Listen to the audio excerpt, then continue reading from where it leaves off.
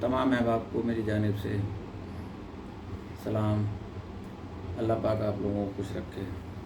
आज मैं जल्दी कर रहा हूँ, ज़रा मौजू थोड़ा सा तवालत पकड़ने वाला है, लेकिन इंशाल्लाह मैं 14-15 मिनट में जो है ना वो कर दूँगा इधर। सबसे पहला आज का मौजू नुस्खा बताने से पहले मैं सिर्फ़ अवाम उन्नास को और अपने तमाम अहबाब को बताना चाहता हूँ कि हमारे यहाँ सियासत का क्या आलम है। हमारी कुल आबादी जो है वो 24,29,23,845 है। इसमें जो रजिस्टर्ड वोटर हैं वो 10,59,55,409 हैं।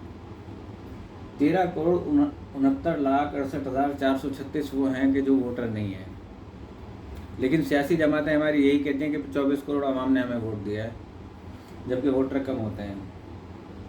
अच्छा, अब फ़र्ज़ करें कि हमारी 305 या 350 या जितनी भी सीटें हैं उनमें से एक MNA का उम्मीदवार वो है कि और वहाँ पे वोटर हैं 1 लाख और तकरीबन 10 या 15 उम्मीदवार वहाँ से खड़े हुए। 10 या 15 उम्मीदवार आपस में अपना मंशूर पेश करने के बजाय वो एक दूसरे की मुखालफत में बात करते हैं कि मैं अच्छा हूँ, ये अच्छा है, फलाना अच्छा है, फलाना अच्छा है, फलाना अच्छा है, वोट मुझे दें। उसी में एक आज़ाद साहब भी आ जाते हैं, क्योंकि पाकिस्तान के आइन में हर इंसान को ये हक़ है कि वो इलेक्शन में हिस्सा ले सकता है। अब इसके मुज़मरात क्या हैं और इसके मुज़र असरात क्या हैं? अब ये सारे जितने भी उम्मीदवार थे ये सब एक दूसरे के ख़िलाफ़। अब वोटिंग होती है, वोटिंग में एक लेता है 21,000, एक लेता है 19,000 वोट, एक लेता है 18,000 वोट, एक लेता है 17,500 वोट, एक लेता है 15,000, एक लेता है 8,000, एक लेता है 1,000। 500 वोट ज़ाया हो जाते हैं और वो 1,000 वाला जो है ना वो ज़ब्त कर देता है। तो इस तरह जो वोट जो उन्होंने लिए वो 1 लाख में से समझें कि 21 वाला ये जीत गया और इसके सामने 79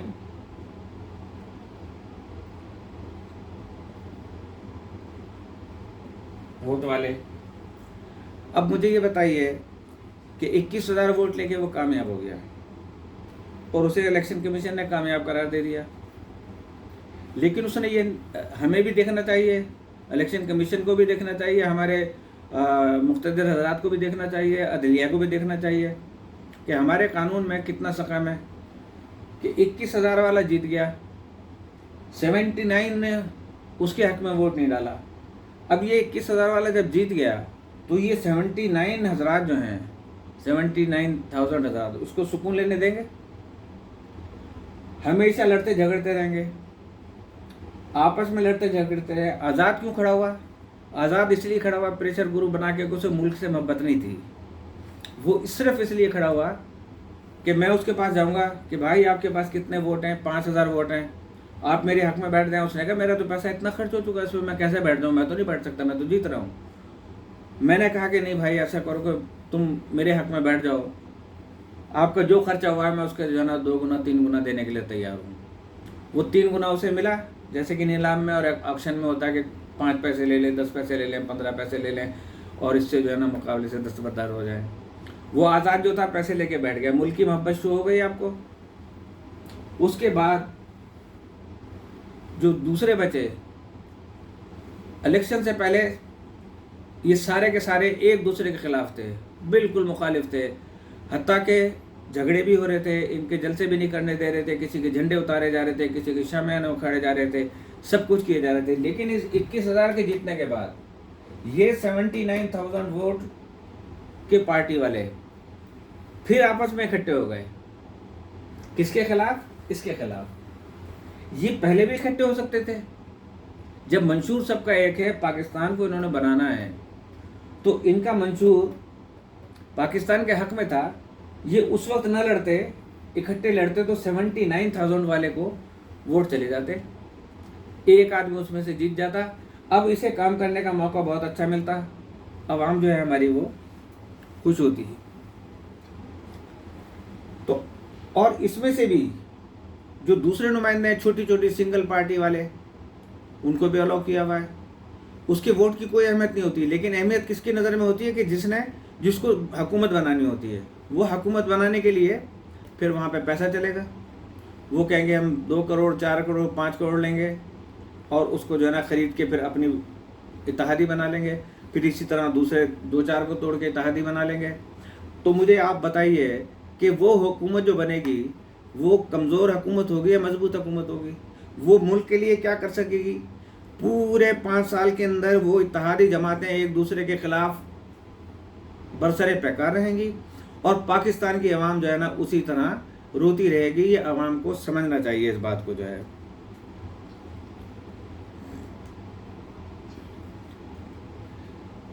تو نتیجہ عوام کو کیا ملا؟ وہ پھر روتی رہے گی نا. لہٰذا ہمارے ہاں نظام یہ ہونا چاہیے. بھی ترکی میں دیکھیں صدر کا انتخاب ہوا تھا, 1 یا 2 ووٹ کا فرق تھا, انہوں نے دوبارہ ووٹنگ کروائی, اس لیے کہ ابو 51% ایک امیدوار نے لینے ہیں تو وہ صدر بنے گا, ادروائز نہیں بنے گا. اب آپ دوسری طرف آ جائیں, اس کو آپ نے حق دے دیا کہ تم وزیر بن جاؤ, پارٹی بنا لو, حکومت بنا لو. اب بچے نے انٹر کیا, اس کی 45% آئی, کسی کالج میں داخلہ نہیں مل رہا ہے. کسی نے 50% کی, کسی کالج میں داخلہ نہیں مل رہا ہے. کسی نے 80% کی, اس کو ٹیسٹ میں بیٹھنے دیا گیا, انٹری میں اس کو فیل کر دیا گیا. جب اس کا ٹیسٹ ہونے لگا فردر آگے جانے کے لیے, ان کے لیے پاسنگ مارکس کسی کے لیے 60% رکھی ہیں آپ نے, اور 45 والے کو کوئی لیتا ہی نہیں ہے. سمجھے کہ وہ فیل ہے, اس کو کسی کالج میں داخلہ نہیں ملتا, پھر وہ جا کے اپنی مزدوری کرے یا کوئی کام سیکھے یا ٹیکنیکل کوئی کام کرے, یہ نائب قاصد بن کے کہیں کام کرے, ایون یہ کہ گریجویشن تک کو. تو اب مجھے بتائیں کہ ایک عام اسٹوڈنٹ کے لیے آپ 80% اور 70% اور یعنی 80+ وہ انسٹیٹیوٹ اور وہ آرگنائزیشنز ہمارے جو تعلیمی ہیں ادارے, وہ انہوں نے میرٹ رکھا ہے, لیکن ملک کو بنانے کے لیے کوئی میرٹ نہیں. 21,000 والے کو آپ دے دیں, 21% پہ دے دیں, باقی 100% 79% کہاں جائیں گے؟ لہٰذا آزاد گروپوں کو بالکل نہیں کھڑے ہونے کی اجازت ہونی چاہیے کہ بھئی پارٹی اختیار کرو کوئی ایک, اس پارٹی کے اندر جاؤ. اسی طرح ایک سنگل 2 پارٹی والے یہ حکومت بنا نہیں سکتے, لیکن حکومت بنوانے میں مددگار ثابت ہو سکتے ہیں اور خود اپنے کمائی کا ذریعہ وہ پیش کر سکتے ہیں, اور اس سے خوب کمائیں گے. پھر وزارت بھی لے لیں گے, 2 سیٹوں پہ وزارت بھی لے لیں گے وہ, پھر جناب ان کو بجٹ بھی دے دیا جائے گا, فنڈ بھی دے دیا جائے گا. آپ مجھے بتائیں, عوام پھر روتی رہے گی اور کہیں گے حکمران غلط ہیں. حکمران غلط نہیں ہیں, ہم غلط ہیں. ہمیں سوچنا چاہیے, ہمارے غریبوں کو سوچنا چاہیے. میں نے بتایا تھا نا کہ چیئرمین ماؤ زے تنگ سے جب پوچھا گیا تھا کہ آپ کے ہاں یہ انقلاب کس طریقے سے آیا, تو انہوں نے کہا کہ ہم نے جاہلوں سے ووٹ کا حق چھین لیا تھا. دوسری بات, 18 سال کی ایج میں ہم نے ووٹر کو الاؤ کر دیا. ابھی وہ 17 یا 18 سال کا ہونے والا ہوتا ہے, وہ بمشکل تمام پارٹ 1 میں جائے گا گریجویشن کے, یا انٹر کے اندر ہی ابھی پڑھ رہا ہوگا وہ. اس کے باوجود کیا ہوگا کہ وہ پڑھائی اپنی اسٹڈی ختم کرے گا, سیاسی جماعتوں کے پیچھے لگ جائے گا, کہیں جھنڈے لگا رہا ہوگا, کہیں گولیاں کھا رہا ہوگا, کہیں ہلڑ بازی کر رہا ہوگا. کیا نتیجہ نکلے گا؟ پارٹی جیتے یا ہارے, اس کا مستقبل ختم. اب وہ داخلہ نہیں لے سکتا.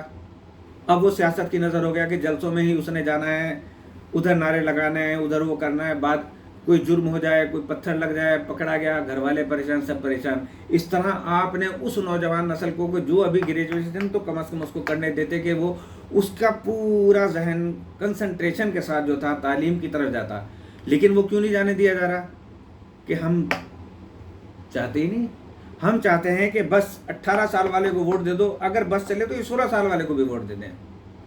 لڑکی کی شادی کے لیے 18 سال کی ایج لازمی ہے, کہ 18 سال سے کم ہے تو پکڑ لو اس کو.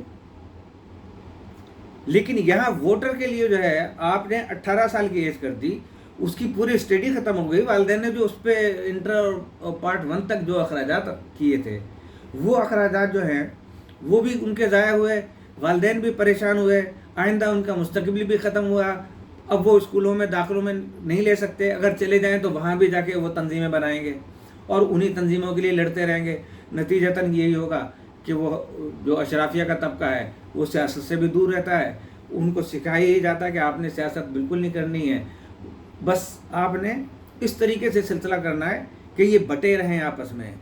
ایک تو ہم اپنی ذات میں بٹے ہوئے ہیں, پھر اس کے بعد مذاہب میں بٹے ہوئے ہیں, پھر زبانوں میں بٹے ہوئے ہیں, پھر قبیلوں میں بٹے ہوئے ہیں, ہر طرح سے بٹے ہوئے ہیں. نہ ایک قوم ہے نہ ایک مسلم ہے. تو نتیجہ ہمیشہ یہی نکلے گا, پاکستان کے اندر کبھی بھی خوشحالی نہیں آ سکتی اگر یہی نظام رہا. متناسب نمائندگی کی بیس پہ الیکشن ہو, بھلے 20 کھڑے ہو جائیں امیدوار, لیکن اگر اس نے 1 لاکھ ووٹر ہیں, 1 لاکھ وہاں پہ ووٹ ہیں اور اس نے 60% لیے ہیں تو ہی از ایلیجیبل ٹو کہ وہ پارلیمنٹ میں جائے. اور کم از کم گریجویشن اس کی جو ہے نا تعلیم مقرر کی جائے کہ جن کو کم از کم پتہ ہو کہ ملک کی سیاست میں کیا ہو رہا ہے کیا نہیں ہو رہا. یہ میں پہلے بھی آپ کو بتا چکا تھا کہ اب گریجویشن ماسٹرز والے انٹر پاس کو, گریجویشن کو, اس کو ووٹ دے رہے ہیں. 2-3 افراد نے اگر پی ایچ ڈی کر لی ہے یا وہ آکسفورڈ یونیورسٹی میں پڑھ کے آ گئے ہیں یا کہیں سے کر کے آ گئے تو اس کو پوری قوم کے سپورٹ نہیں کیا سکتے کہ ہاری کو کیا پتا کہ کیا ہے یہ, کیا ہے بیرسٹر کیا ہوتا ہے یا پی ایچ ڈی کیا ہوتا ہے یا سیاست کیا ہوتی ہے. اس نے تو کہا میں نے ووٹ یہاں ڈالنا ہے ورنہ وڈیرا مجھے مار دے گا, جاگیردار مجھے مار دے گا, چودھری مجھے مار دے گا, خان صاحب مجھے مار دے گا, فلاں پارٹی کا جو لیڈر ہے وہ مجھے مار دیں گے. تو لسانی بنیادوں پہ تقسیم, مذہبی بنیادوں پہ تقسیم, ہر طرح سے تقسیم. وہ تقسیم زدہ قوم جب ووٹ ڈالے گی تو وہ ووٹ بھی تقسیم. نتیجتاً 21% والے یا 45% والے لوگ, اگر کسی ایک پارٹی نے 45% ووٹ لیے ہیں اسے بھی کسی دوسری جماعت سے اتحاد کرنا پڑے گا. وہ دوسری جماعت اس سے اپنے کام کروائے گی, اپنے بجٹ منظور کروائے گی, اپنی من پسند وزارتیں لے گی. عوام کو سوچنا چاہیے کہ بھائی ہم جنہیں ووٹ دے رہے ہیں یہ ہمارے لیے کیا کریں گے. پھر گالیاں کیوں دیتے ہو یار آپ ان کو؟ اپنے ضمیر کے مطابق ووٹ دو. اس میں سے جو میں نے آپ کو بتایا اس میں سے کچھ ووٹ ضائع ہو جائیں گے, پھر 21 والا اور 19 والا آپس میں لڑائی جھگڑا شروع کر دیں گے, کیس کر دیں گے کہ یہ اس نے دھاندلی کی ہے, اس نے دھاندلی کی ہے. نتیجہ رک گیا. 15 دن عدالتوں میں نتیجہ چل رہا ہے. 15 دن تک وہاں کی عوام کیا کرے؟ دوسری جو جیتے ہیں جو لوگ وہ حکومت بنا لیں گے, یہ لٹکے رہیں گے, وہاں کی عوام بھی لٹکی رہے گی اور یہ اپنے جو ہے نا مزے کرتے رہیں گے صرف سیٹ کے لیے. اس لیے کہ سیاست جو ہے وہ ہیروئن سے بھی زیادہ برا نشہ ہے. ملک کے لیے اسلامی جمہوری سیاست وہ ہمارے لیے بہت ضروری ہے اور متناسب نمائندگی بہت ضروری ہے کہ کم از کم 55% جو ہے اس جماعت کے ووٹ ہونے چاہیے تمام ووٹر لسٹ کے مطابق, ٹوٹل آبادی کے نہیں. جو میں نے آپ کو بتایا کہ 10,59,55,409 میں سے اس کا 55% جو پارٹی لے اسے اختیار ہونا چاہیے حکومت ملنے کا, ورنہ وہ پھر دوسرے دن انتخاب کرائیں, تیسرے دن کرائیں, چوتھے دن کرائیں, 5ویں دن کرائیں, کہیں نہیں اتنا خرچہ ہوتا. جب تک کہ اس نتیجے پہ نہ پہنچ جائیں. ہم 5 سال تک آزماتے ہیں کہ بھئی پہلے آزما رہو, چھلنی سے چھنیں گے نا تو پھر دوبارہ دیں گے. 5 سال تک اس کو چھانتے رہے, پھر 5 سال بھئی دوسرے کو چھاننا ہے, پھر اسی نے آ جانا ہے. عوام بیچاری بوڑھی ہو کے مرمرا جاتی ہے, ان کے بچے پھر اسی ڈگر پہ چلتے ہیں, وہی سیاست میں کھیلتے ہیں, وہی سارا کچھ ہوتا ہے. تو جناب عالی میری بھائی آپ سے ہاتھ باندھ کے گزارش ہے تمام احباب سے کہ اس طرف ذرا غور فرمائیں. اگر میں غلط ہوں تو میری اصلاح کریں اور اگر میں صحیح ہوں تو میری تائید کیجیے گا. بہت بہت شکریہ آپ کا. اور میں نے آپ کو بتا دیا. اب اس کے بعد جو ہے میں آپ کو نسخے کی طرف لے کے آ رہا ہوں, اور وہ نسخہ صرف یہی ہے کہ ہمارے گھر کے اندر دار چینی موجود ہوتی ہے. ہر کچن میں دار چینی موجود ہے. اب دار چینی کے اتنے فوائد ہیں اور اللہ تعالیٰ نے इतना उसमें यानी ऐसा निज़ाम रखा है इंसान की बॉडी के लिए कि इसके अंदर जो है vitamin A, B, C, D, ई ये पाया जाता है हाई मकदार के अंदर। फाइबर पाया जाता है, आयरन, पोटाशियम, सोडियम, कैल्शियम, और उसके अलावा कैंसर से बचाव के लिए गिल्टियाँ ख़त्म करता है, जिस्म के किसी भी हिस्से पे आ जाएं, दाढ़ के दर्द के लिए बहुत मुफीद है। और अगर सर में दर्द है तो दालचीनी का आप जो है तेल ले लें, वो आपके सर दर्द के लिए बहुत मुफीद है। ब्लड प्रेशर के लिए बेइंतहा मुफीद है। खांसी और दमे के लिए उसको जो है ना पीस के थोड़ा सा शहद मिला के चाट लें, आप फिर कुदरत के कारनामे देखिए। और दालचीनी कोलेस्ट्रॉल को कम करती है, मोटापे को कम करती है। अब जहनी तनाव को दूर करती है। आर्टरीज जो तंग हो जाती है इंसान के खून का बहाव का, उनको खोलती है और खून की रवानी को जो है वो तेज़ करती है। गैस में, मैदे में, मतली में बहुत फ़ायदेमंद है और इंशाल्लाह आपको उसका फ़ायदा होगा। और जो अपना वेट लूज़ करना चाहते हैं उनके लिए ये बहुत फ़ायदेमंद है, क्योंकि इसमें कैल्शियम पाया जाता है, तो ये हड्डियों के लिए बहुत मुफीद है। हड्डियों को मजबूत करती है, इम्यूनिटी सिस्टम को बहुत मजबूत बनाती है। इसकी करने से आपका जो है वो यानी ये एंटी बैक्टीरियल भी है, एंटी वायरल भी है, एंटीसेप्टिक भी है और इम्यून सिस्टम को जो है मजबूत करती है। लबलबा अपना काम करना शुरू कर देता है दोबारा जिगर के अमराज के अंदर जो है। और ख़वातीन के लिए भी तमाम जहरीले असरात जो होते हैं उसको रफ़ा करती है, चेहरे को शादाब करती है, खून को साफ़ करती है, जिस्म की सोजिश को दूर करती है। नज़ला ज़ुकाम में 1/4 पाउडर, चमचे का 1/4 पाउडर नज़ले का आप पिए, वो दूर हो जाएगा नज़ला इंशाल्लाह आपके उससे। बाकी यह है कि इसको ज़िंदगी भर नहीं खाना चाहिए। मर्ज़ के जब पता चलने लगे कि मर्ज़ मेरा कम होता जा रहा है, ख़त्म होता जा रहा है, तो ख़त्म होने के बाद फिर इसी तरह इस्तेमाल करें जिस तरह ये ग़िज़ा में इस्तेमाल किया जाता है और सालन में पकाया जाता है। अब दालचीनी को जो है वो अच्छी साफ़ सुथरी लेके, एक भाई ने हमारे काज़मी साहब थे, उन्होंने कहा कि लिख दिया करें। मैंने बोर्ड तो रखा था, लेकिन इंशाल्लाह बतदरीज बेहतरी आएगी। तो दालचीनी को जो है वो आप पीस लें, 1 छटाक दालचीनी ले लें, उसको साफ़ करके ग्राइंडर से ना पाउडर बना लें उसका। अब वो जो है कोलेस्ट्रॉल हो, ब्लड प्रेशर हो, रोज़ आधा चाय का चमचा, किस चीज़ में, इसको पीसने के बाद आधा चमचा चाय का दिन में 1 या 2 बार पाबंदी से खा लें।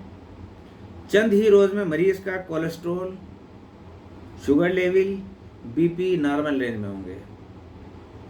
बात फिर वही है कि इंसान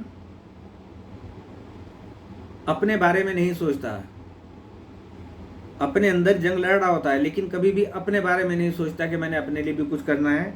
खुदा के लिए अपने लिए वक्त निकालें ताकि आपको सेहत हासिल हो सके और इंसानियत के काम आ सकें, अल्लाह की बंदगी में अल्लाह के बंदों के काम आ सकें, और अपने आप को भी जो है ना मजबूत रख सकें, अपने बच्चों के सामने मजबूत रख सकें। और बच्चों से भी ये कहें कि अभी से वो उन चीज़ों से परहेज़ करें जिनसे पेट बढ़ने का अंदेशा रहता है या मोटापा तारी हो जाता है। तो बीपी नॉर्मल रेंज में होंगे। इसकी वजह यह है कि दालचीनी शरियानों और वरीदों में जमी चिकनाई को साफ़ करती है। अब बताएं कितना बड़ा मौज़ा है ये अल्लाह ताला की तरफ से। सिर्फ दालचीनी लकड़ी है और कितनी सस्ती तरीन है। हम इतनी बड़ी बड़ी दवाएं महंगी लेके अपने जिस्म के दूसरे हिस्सों को डैमेज कर रहे होते हैं, लेकिन हमें उसकी परवाह नहीं होती बिल्कुल भी। तो जमी चिकनाई साफ़ करती है, जिससे कोलेस्ट्रॉल नॉर्मल सतह पर आ जाता है और खून में सफाई से शुगर पे मस्बत असर पड़ता है और वो नॉर्मल हो जाती है। असाबी तनाव को दूर करती है, तो फिर ब्लड प्रेशर का नॉर्मल होना लाजमी है। और मर्दों के लिए भी बहुत ही फ़ायदेमंद चीज़ है। आधा चमचा खा लें, फिर देखें आप निज़ाम उसका।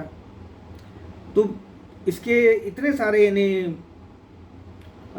فوائد ہیں کہ میں یہ پورے نہیں بتا پایا. ایک تو ٹائم کی کمی ہے، اس پہ چلیں گے انشاءاللہ، سیاست پہ بھی چلیں گے اور ان نسخوں پہ بھی چلیں گے. اور انشاءاللہ تعالیٰ آپ دیکھیے دار چینی کے لیے پھر میں آپ کو بتا دوں کہ اس کو پیس کے ہر گھر میں رکھ لیں. جب بھی بلڈ پریشر ہو کسی کو، آدھا چمچہ جو ہے نا اس کا وہ نیم گرم پانی کے ساتھ پی لے، کھا لے اس کو، اور انشاءاللہ دیکھیں گے اس کا بلڈ پریشر کبھی بھی نہیں ہوگا، بجائے اس کے کہ ہم بلڈ پریشر کی گولیاں کھاتے پھریں. میگرین کا درد اس سے ختم ہو سکتا ہے، وہ کھا سکتے ہیں. سر کا درد اس سے ختم ہو سکتا ہے، وہ کھا سکتے ہیں. پیٹ کم ہو سکتا ہے، ہپس کم ہو سکتی ہیں. اس کو استعمال کر کے دیکھیں، اللہ تعالیٰ کے پھر جو ہے نا عجائبات دیکھیے، اور پھر اس کی نشانیاں دیکھیے جو اللہ تعالیٰ نے فرمایا ہے کہ میری ہر چیز میں ایک نشانی ہے، اور اس میں غور کرنا جو ہے نا ہر مسلمان کا فرض ہے.